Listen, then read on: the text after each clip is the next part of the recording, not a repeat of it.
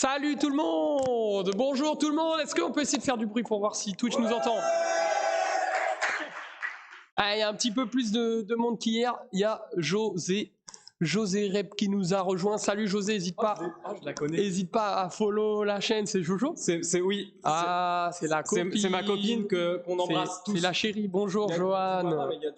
C'est dommage en vrai qu'il y ait pas. Non, on filme pas la salle, on filme pas parce que c'est internet, donc on filme pas les gens, on filme pas les enfants. Voilà, c'est comme ça. C'est une règle. Donc là, pour l'instant, vous avez le retour. Donc amusez-vous à regarder. Hein. Utilisez aussi votre chaîne Twitch. Donc il y a quelqu'un qui doit vous dire bonjour, qui n'était pas là hier. Je lui passe le micro. Ah oui, c'est moi-même ça. C'est moi-même. Bonjour à tous ceux qui me connaissent pas. Je m'appelle Flavien Henrion. Voilà, j'étais un tireur du cercle d'escrime de Torcy. J'ai fait 16 ans d'escrime, ce qui mine de rien n'est pas mal quand on sait que j'ai 23 ans. Et je me sens un peu dans une dégaine de présentateur aujourd'hui. C'est un plaisir pour moi d'être ici avec vous ce soir. Tiens, prends-moi ça, ok, bon, ça suffit. Voilà, alors dégaine de star, maintenant il va falloir le devenir, hein.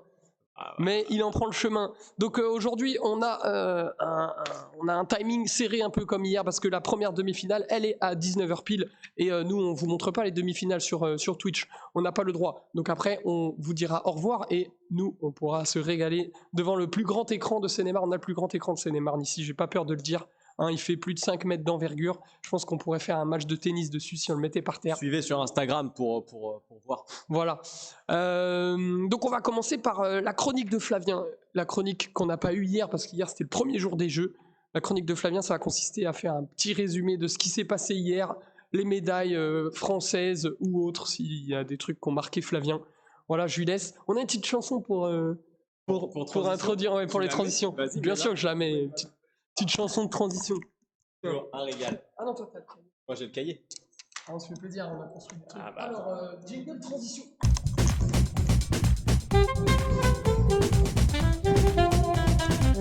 Ça manque d'un petit. Ça manque d'un petit.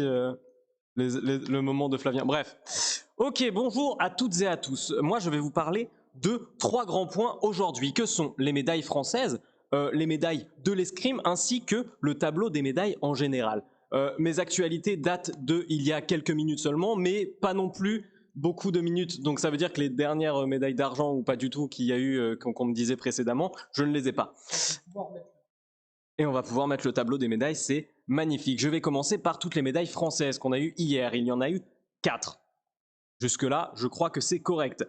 On a notamment l'équipe de France de rugby à 7 qui s'est imposée en finale face à l'équipe de Fidji qui était double tenant du titre. On s'est imposé 28-7, donc sur un large score. Et on félicite cette première médaille d'or pour la France dans ces Jeux Olympiques de Paris 2024. On m'a lancé un applaudissement, j'ai adoré. Ensuite, on a eu 2 médailles d'argent, que sont celles de Lucas Mkhize, si je ne suis pas sûr de la prononciation évidemment, qui a perdu en finale face au Kazakh Yeldos Smetov en judo de moins de 60 kg homme, qui est une catégorie très précise. On a aussi une deuxième médaille d'argent à l'escrime cette fois-ci, qu'on a pu voir hier dans cette salle et à la télévision pour tous nos téléspectateurs, celle de Oriane Malo-Breton qui a perdu en finale face à Kong Man-Wei Vivian, hongkongaise, dont je vais vous faire un petit aparté tout à l'heure car c'est un cas particulier cette dame. Pardon ? Non, aussi on peut mettre maintenant l'extrait d'Oriane. Voilà, sur cette défaite qui nous a coûté, finalement. Je coupe, c'est ça ? Je vais couper quand il va lancer le son. C'est parti. La finale.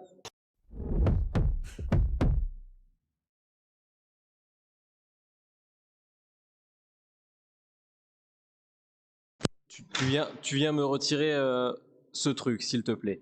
Donc voilà une défaite qui brise le cœur, mais qui n'en reste pas moins absolument magnifique.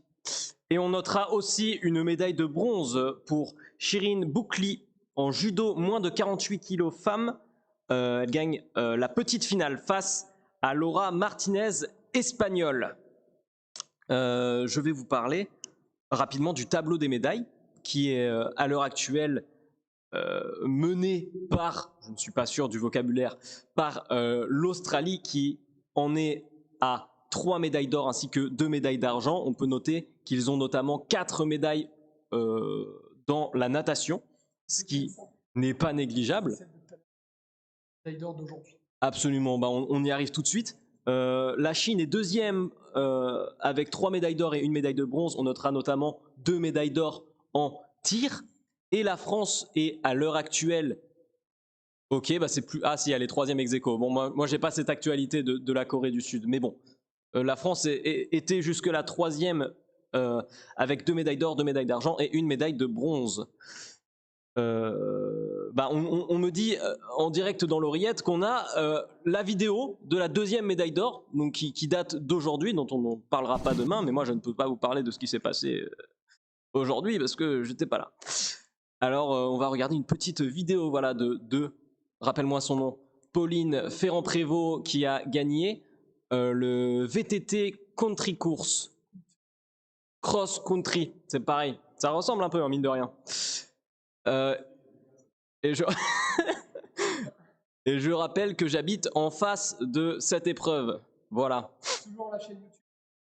Toujours la chaîne YouTube d'Eurosport. Bon visionnage.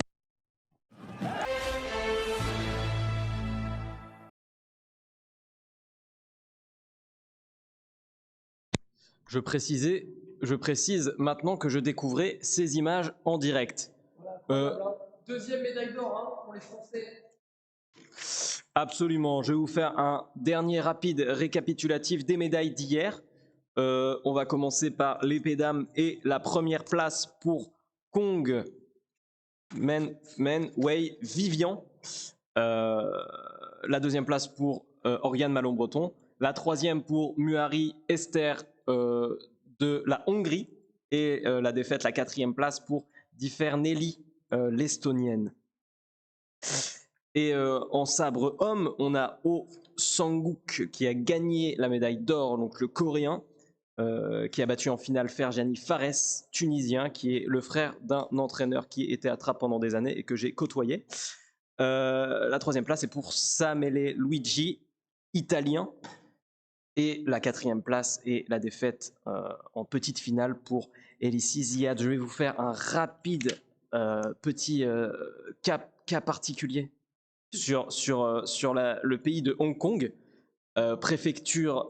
non, absolument pas. Non, mais c'est juste pour saluer quand même la performance de Kong, qui est la 3e médaille d'or olympique de toute l'histoire du pays de Hong Kong. On rappelle que c'est la 2e à l'escrime, car la première avait été remportée par Cheung Ka-long l'année dernière en fleuret individuel homme, et la première date de 1996 en planche à voile féminin, et c'était Li Lei Shan qui avait gagné la planche à voile féminin, qui était la première médaille d'or et la première médaille de toute l'histoire de Hong Kong, après de nombreuses participations, mais très peu d'athlètes. Quelle belle chronique, bien référencée, bien documentée. On fait une petite transition et ensuite on enchaîne sur qu'est-ce qui va se passer aujourd'hui, qu'est-ce qui va se passer ce soir.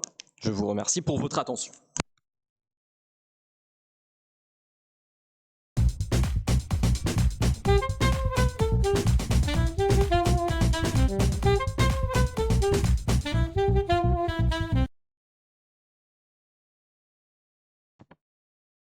Et je vois Grand Boss 77 dans le chat. Oui, il n'y a pas les jeux de lumière parce que qu'est-ce qui s'est passé? Devine quoi? On n'arrive pas à les allumer. Fais-nous un tuto. Si tu peux m'envoyer en tuto comment je peux allumer les... Grand Boss 77, c'est mon papa qui nous a aidé à installer hier. C'est lui qui a installé les racks ici. On avait fait bleu, blanc, rouge derrière nous ici. Donc pour l'instant, ça n'est pas allumé. Voilà. Excusez-nous. Je voulais t'appeler pour savoir, mais on était un peu dans le retard finalement, ce qui fait qu'on n'a pas pris le temps. Mais si tu peux nous envoyer un petit message. Nous étions pile à l'heure. Bien, ma fiche. Parce que maintenant, qu'est-ce qui va se passer? Je dois vous raconter ça aujourd'hui. Donc on a encore une journée d'épreuves individuelles aujourd'hui. Il y en aura encore une demain. Puis après, on enchaînera sur les 6 épreuves par équipe d'affilée. Donc aujourd'hui, c'est l'épreuve individuelle. Nous allons voir le fleurettiste des dames, fleuret dames. Hein. Donc, on en a pratiqué ensemble, nous, ici, dans cette salle. Et en parallèle, il y a les épéistes messieurs qui se disputent l'épreuve olympique. Donc, c'était toujours tour par tour, chacun leur tour. Et je dis c'était parce qu'ils ont commencé depuis ce matin. Hein. Là, nous, on est dans l'entre-deux sessions. Tout le monde a fait ses matchs d'élimination. Il ne reste plus que, par épreuve, 4 joueurs, hein, les demi-finalistes. Donc on va voir ensemble qui sont-ils, tout le suspense pour ceux qui n'ont pas regardé ce matin. Et on va commencer par les dames. Je vais vous présenter les fleurettistes dames. Qu'est-ce que je vais faire? Je vais commencer par l'équipe de France du fleuret féminin. Donc je vais retrouver, hop, je vous ai préparé plein de petites choses. Je vais juste changer de... Hop, ça, on va l'enlever pour l'instant. Et on va remettre ça. Alors, fleurettiste dame, on va commencer par présenter la française Tibus Isaora. J'ai juste à retrouver sa feuille. Elle est là. Hop. Hop. Ah. Isaora Tibus, la voici, française de l'équipe de France. Elle a 32 ans. Elle est droitière et vous voyez, elle est 55e mondiale. 55e, c'est énorme cette place parce qu'ils sont environ une trentaine, 34, 35 à participer aux Jeux Olympiques. Pourquoi Isa est 55e mondiale? Parce qu'elle a eu pas mal de soucis avant cette qualification aux Jeux Olympiques. Elle a d'abord été suspectée de dopage. Je ne sais pas si vous avez entendu cette histoire. Ça lui a pris quand même beaucoup de temps dans la saison, dans cette saison, la dernière saison avant les Jeux, donc les Coupes du Monde, tout ce qui est points. Oui. Eh oui, je sais bien, nous sommes informés. Il y a GrandBoss77 qui veut que tu lui téléphones sur le chat. Si, là, j'ai pas son numéro. Donc voilà, terrible. Et suite à ça, elle a été... donc normalement, ce qui est terrible, c'est qu'une procédure de... Comment ça? C'est un jugement, quoi. Il lance une enquête et un jugement. Ça dure 1 an minimum. C'est en général plus d'1 an. Donc la course a été de faire accélérer cette procédure. Ils ont réussi, elle a été complètement innocentée, complètement blanchie. Donc dès qu'elle est revenue, il lui restait plus que les championnats d'Europe, je crois.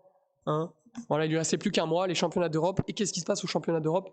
Elle se foudroie le genou à son premier match, enfin, pas les qualifs, mais au tableau final. Voilà, les croisés carrément. Je sais plus si c'était une rupture ou, mais elle s'est fait quelque chose au ligament croisé. Donc là, vraiment, c'était la cata. On s'est dit, c'est mort. Mais elle a bossé pendant 1 mois avec la kiné et tout ça. Donc elle était présente sur le plateau olympique. Et pourquoi elle était qualifiée? Parce que pour se qualifier aux Jeux Olympiques, il faut qualifier l'équipe.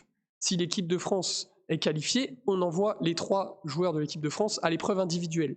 Si l'équipe de France n'est pas qualifiée, il faut faire le championnat de sa zone, donc nous la zone Europe, et il faut la gagner. C'est-à-dire qu'il n'y a qu'une place par indiv, ou alors il faut qualifier l'équipe. Donc c'est pour ça que Tibus Isaora était dans l'équipe, mais le coach aurait pu aussi se dire « Ah, je la mets pas dans l'équipe et je mets une autre fille ». Ça aurait pu être ça l'histoire. Donc elle est ici. Pour la petite histoire, Isaora Tibus, c'est sa 4e participation aux Jeux Olympiques.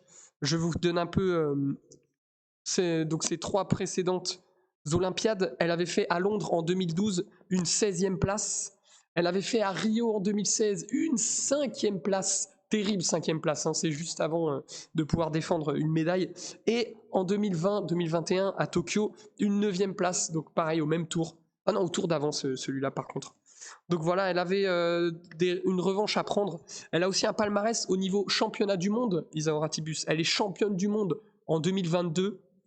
Elle est vice-championne du monde 2018 et elle est médaille de bronze au championnat du monde en 2017. Donc quand même un gros parcours. Mais qui dit 55e place mondiale dit qu'elle commence son tour par un gros cador.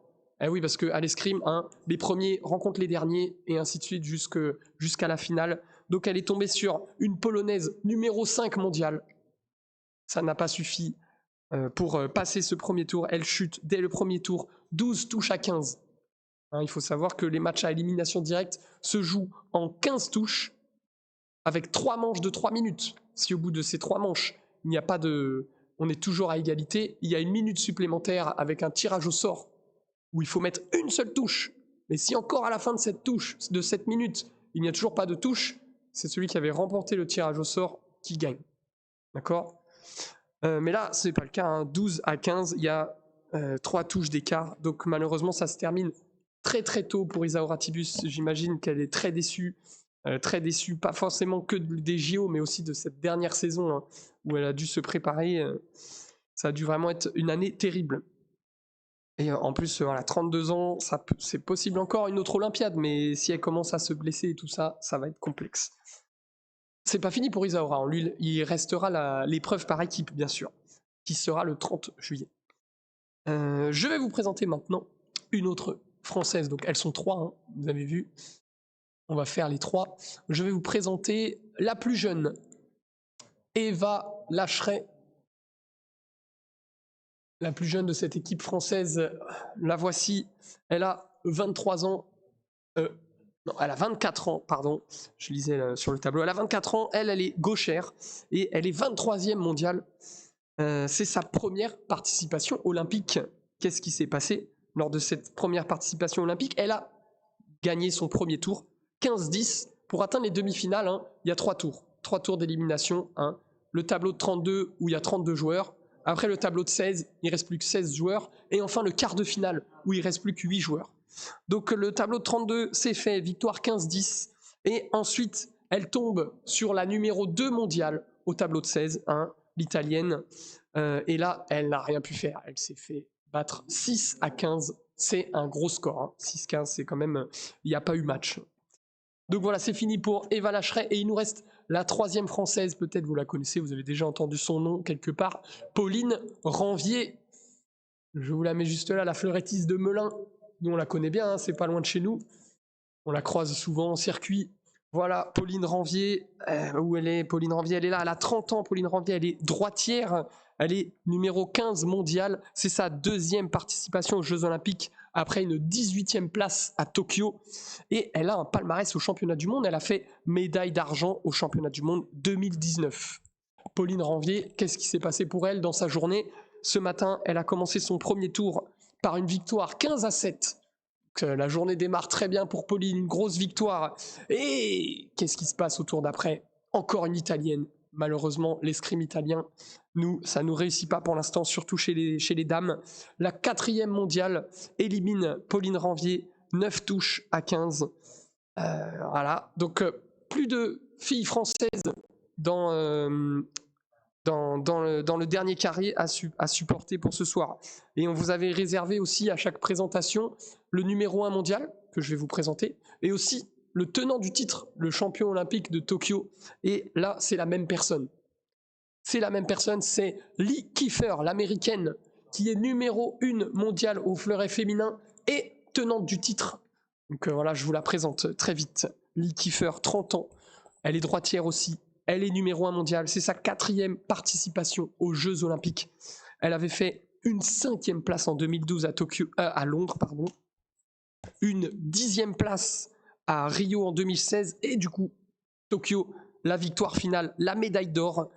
Donc elle est championne en titre. Hein. Elle va défendre son titre. Et elle a un palmarès au championnat du monde. Elle a été 3 fois médaille de bronze au championnat du monde. 2011, 2022, 2023. Donc voilà, un gros palmarès. Qu'est-ce qui s'est passé pour Lee Kiefer? Est-ce qu'elle a tenu son rang? Est-ce qu'elle va pouvoir défendre son titre ce soir? Eh ben on va voir ça. Le premier tour, elle se défait de son adversaire 15 touches à 13. Ouais, une question. Alors, les points qui est à côté, c'est les points de la saison du classement international. Voilà, il y a toute l'année, il y a des Coupes du Monde, il y a 6 ou 7 Coupes du Monde, voilà, c'est ça, qui rapportent des points. Et puis après, il y a le championnat d'Europe pour les Européens. Eux, ils ont leur championnat aux États-Unis, le championnat panaméricain qui vaut leur championnat d'Europe, qui gagne des points aussi. Et il y a aussi le championnat du monde qui rapporte des points. Et ça, c'est des plus gros coefs. Les Coupes du Monde, c'est pour se qualifier. Et après, les championnats, c'est pour gagner énormément de points ou être champion du monde. Donc voilà le total des points. Si vous voulez comparer par exemple à Pauline Ranvier tout à l'heure qu'on a vu, elle a 90 000 points. Ah, c'est vraiment loin derrière. Hein. C'est pour ça qu'elle est 15e mondiale. Donc voilà, pour Lee Kiefer, son parcours maintenant, on a vu qu'au premier tour, elle avait battu 15-13 son adversaire, donc c'est quand même assez un début difficile, hein, mais tous les matchs sont difficiles aux Jeux Olympiques, même quand on est le numéro 1 mondial. Et ensuite, ça va mieux. Au tour d'après, au tableau de 16, elle remporte son match 15-9. Et après le quart de finale, qu'est-ce qui s'est passé? Elle a battu son adversaire 15-4. Donc là, elle est en train de monter en puissance et on la verra tout à l'heure en demi-finale pour peut-être aller chercher un deuxième titre olympique. Incroyable. Donc ça y est, on en a une. On a trouvé une demi-finaliste. Il en reste 3. C'est pas les Françaises. Donc je vais vous les présenter aussi. Qui sont-elles? On a d'abord une Canadienne. Je vais vous trouver juste là. Harvey. Hop là. Harvey Eleanor, canadienne, elle a 29 ans, elle est gauchère, 14e place mondiale. C'est sa 3e participation aux Jeux Olympiques. Elle a fait 7e à Rio en 2016 et 16e à Tokyo en 2020. Donc elle n'a pas le palmarès de championnat du monde, mais elle est en demi-finale. Donc son parcours, c'est victoire 12-8 au premier tour. Vous avez vu, 12, elle n'a pas atteint 15, ça veut dire que c'était la fin du temps.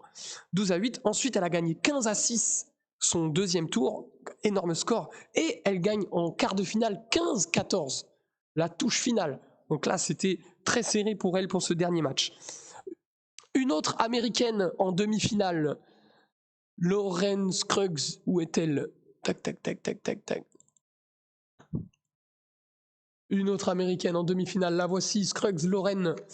21 ans, je crois que c'est la plus jeune de ces demi-finales qu'on verra au fleuret dames. Elle a 21 ans, elle est gauchère. Ouais, un peu les lumières là.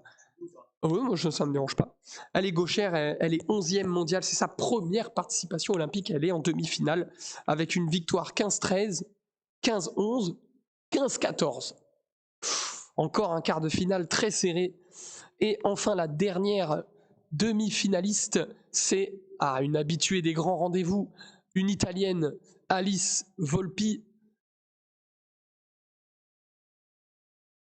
La voici, elle a été longtemps numéro 1 mondial, elle aussi, on voit, hein, c'est la numéro 4 mondiale, c'est celle qui a éliminé Pauline Ranvier.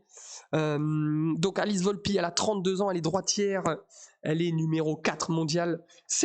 J'ai été surpris de ça, mais peut-être parce que là, nous, on parle que des résultats individuels. Elle a un plus grand palmarès en par équipe aussi. Mais c'est sa deuxième participation aux Jeux Olympiques avec une 4e place en 2020. 4e place en 2020, je peux vous dire qu'elle n'a pas envie d'être à nouveau 4e, hein, celle-là. Donc, on va voir ce que ça donne. Elle a aussi 2 titres de championne du monde en 2018 et 2023. Et elle a été vice-championne du monde en 2017. Et son parcours, c'est une victoire 15-11, une victoire 15-9 et le dernier match, victoire 15-12. Voilà, vous savez tout pour le fleuret dames. Maintenant, je vais mettre la petite chanson de transition parce qu'on va parler de l'épée homme. Le temps que je retrouve tout ça.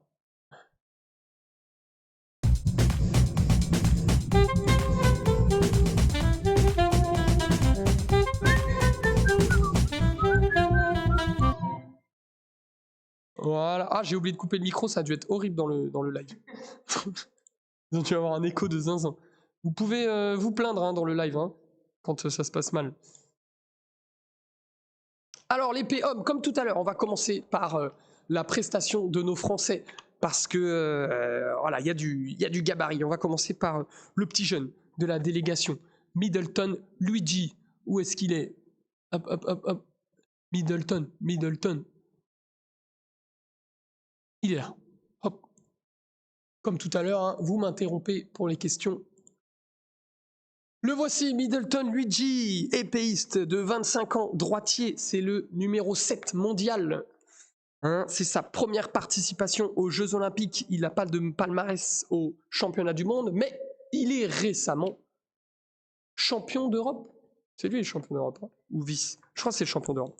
Oui, champion d'Europe. Donc, qu'est-ce qu'il a fait, Middleton, pour ses premiers Jeux Olympiques? J'ai vu le match, Il a fait une remontada, mais ça n'a pas suffi. Il se fait battre par un joueur du Kazakhstan, numéro 25 mondial. Il se fait battre, tenez-vous bien, 15-14. La touche qui brûle, la touche qui lui arrête son parcours. Donc c'est déjà fini pour Luigi dès le matin. Dommage pour lui. Maintenant, je vais vous parler de Romain Canon. Romain Canon, très connu, cet épéiste, hein, parce que c'est en même temps le champion olympique de Tokyo 2021 en titre. Voilà, c'était la première médaille d'or de la délégation française à Tokyo. Si on se rappelle, ça avait fait beaucoup parler d'escrime. Donc qu'est-ce qui s'est passé pour Romain Canon, qui a 27 ans maintenant, ça passe vite. Il est droitier, il est numéro 5 mondial. C'est sa deuxième participation aux Jeux Olympiques. Alors, à sa première participation, il a gagné. Hein, il a gagné Tokyo 2021. Il est aussi, dans la foulée de Tokyo, champion du monde en 2022.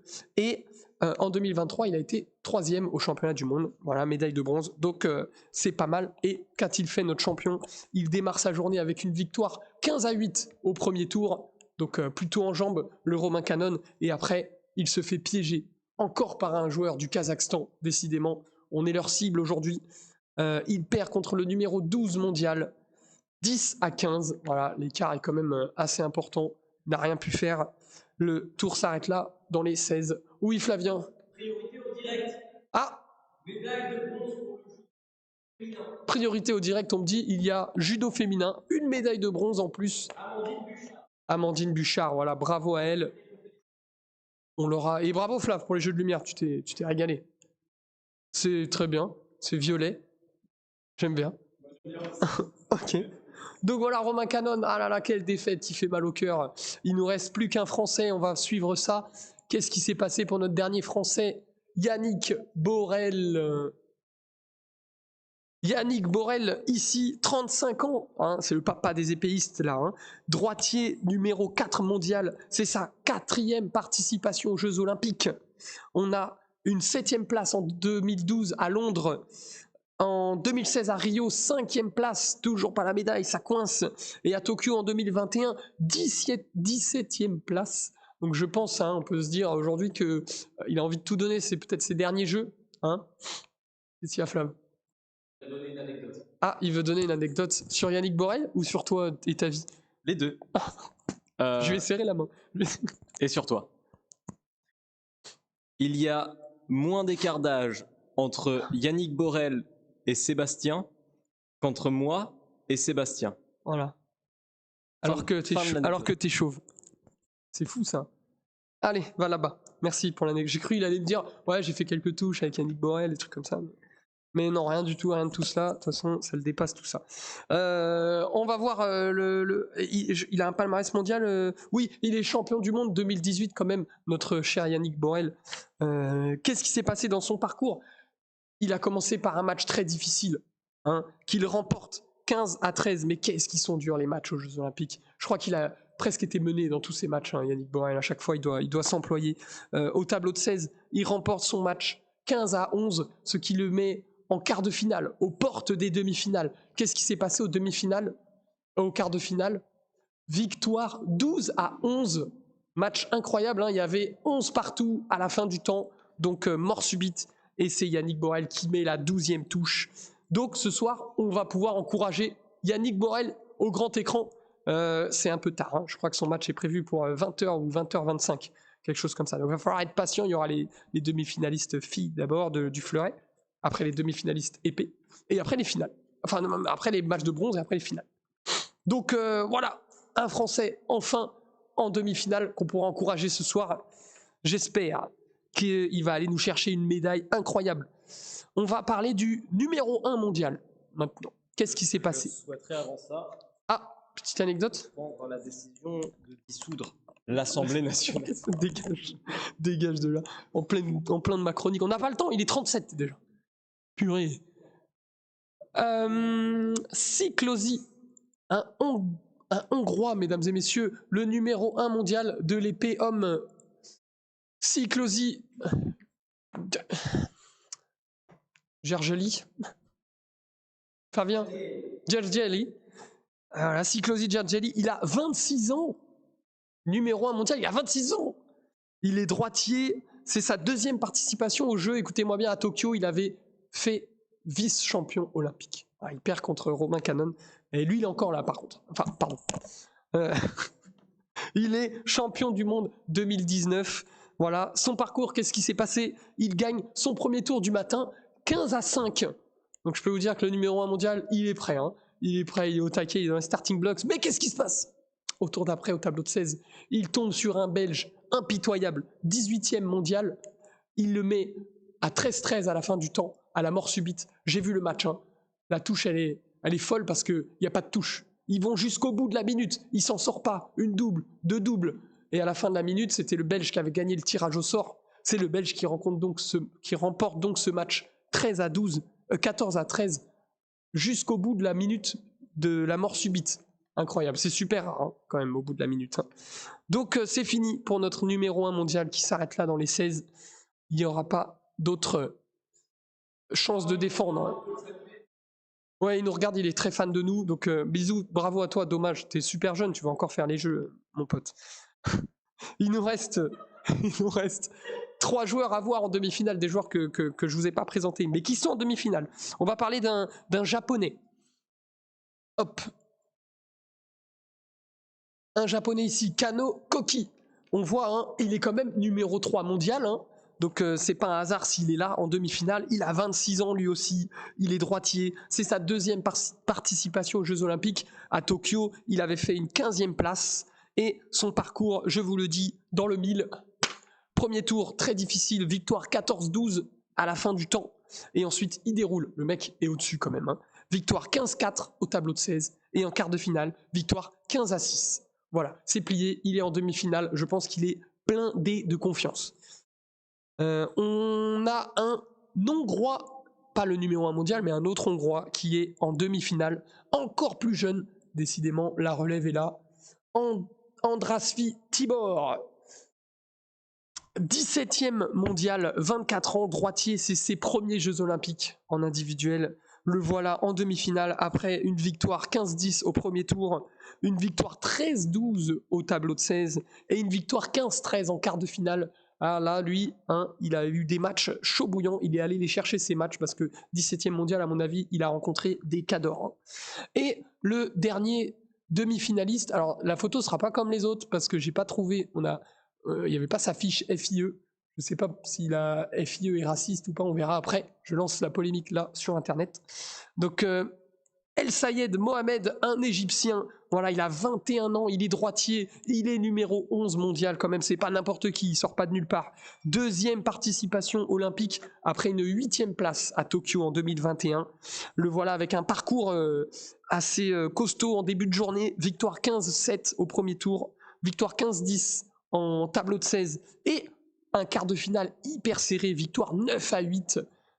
J'ai pas vu le match, donc je sais pas si c'est fin du temps ou mort subite, mais voilà, le match il a dû être bouillant. Et donc voici les 4 joueurs qui vont être en demi-finale. Voilà, je vous ai présenté tout le monde. Hein. Je vais demander à mon collègue de revenir ici. On se met la petite transition.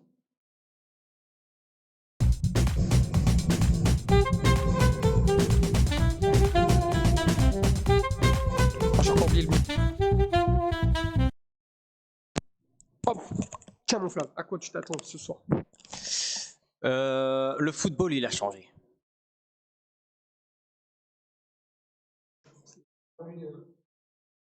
C'est pas Bon, ça.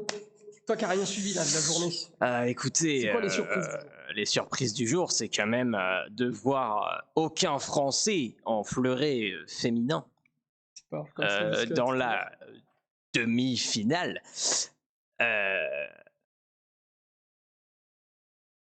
Ouais, c'est triste. Les sapeurs hommes hier ont fait Oui, c'est vrai. prestation, mais C'est vrai ce que tu dis là. Mais l'équipe de France féminine fleuret était dans le doute quand même et dans la tourmente. Maintenant, il va falloir qu'elle fasse cohésion pour l'épreuve par équipe. Elles en sont capables. Hein. Elles sortent d'une énorme prestation en championnat d'Europe ensemble. Donc voilà, on va les encourager du mieux qu'on peut.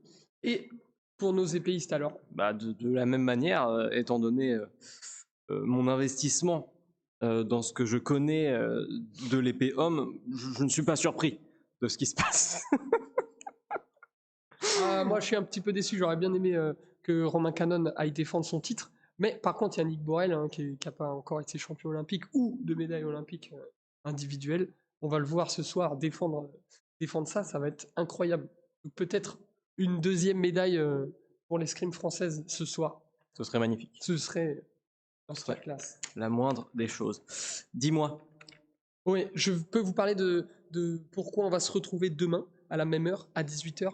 Demain, on va se retrouver pour les 2 dernières épreuves individuelles. Donc, on aura oh là là, une arme incroyable avec des énormes chances de médailles pour les Françaises, le sabre d'âme individuel. Alors là, ça, il faut pas rater. Hein. Sarah Balzer, Manon Apiti-Brunet, et on verra. Et une arme aussi un peu dans le dur, un peu dans la tourmente. Décidément, c'est très triste parce que c'est notre arme préférée à nous. Hein. Le fleuret homme individuel, on vous présentera tout ça, mais avec un Enzo Lefort plus remonté que jamais. Et puis les collègues, bien sûr, hein, Maxime Potier et Julien Mertine, qui vont tout donner aussi pour aller chercher leur médaille. Donc voilà ce qui va se passer demain. Ça va être incroyable. On va vous dire bonne soirée, préparez votre télé parce que nous, on est là. Vous pouvez nous rejoindre aussi, hein. N'oubliez pas, au club d'escrime de Ponto Combo. On est là devant le plus grand écran de Seine-et-Marne, dans notre fan zone à nous, et des très bons matchs à voir, et plein de médailles. Bon, Flav, merci d'avoir été là ce soir. On Merci te à revoit toi. que dimanche prochain, c'est ça? Exactement, parce que Non, je le suis... 2, t'es là le 2. Oui, On m'a je dit suis là le le 2. Comme ça, au hasard. Je sais pas, du coup. Le 2 épée homme par équipe, c'est incroyable. Absolument. Je vous mets la petite chanson de fin. On va danser. Terminé pour le... On vous embrasse. Allez la France. Faites des escargots. Et surtout, bonne soirée.